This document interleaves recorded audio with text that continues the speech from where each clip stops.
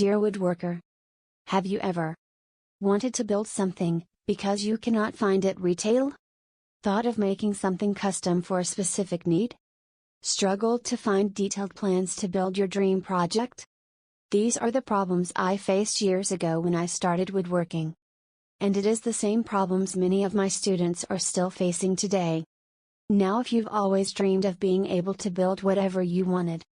Ted McGrath is a certified master woodworker, trainer, author and member of OWI. He believes in the core principles of simple in woodworking, using detailed plans for maximum effectiveness for minimal effort. He runs a woodworking technical class and regularly publishes books and articles on woodworking. Instead of spending days, months or years looking for something or spending a fortune hiring someone to do it for you, and you crave the satisfaction of creating something beautiful with your own hands, then this may be the most important letter you'll ever read. Here's the big problem: when I started looking online for plans and buying magazines, here's why I discovered. Most plans I found are complete garbage. Here's why. Plans are not specific enough, they either lack a step or they lack descriptions or measurements.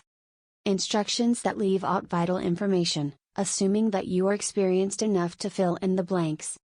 Assume you're a master craftsman with access to expensive tools and a large workshop.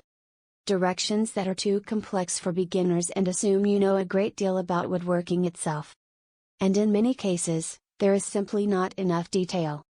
One of projects I saw was for a modern wardrobe, and the details on how to put together is terrible. You have to start guessing at where to attach carriage bolts, etc. In other words, that the top backboard is not straight as it has designed to it, which was not explained. So I took paper template and drew out and traced on boards best I could for one of my students. These so-called step-by-step plans make woodworking harder than it actually is. Because projects that don't turn out like how the way you want it to be.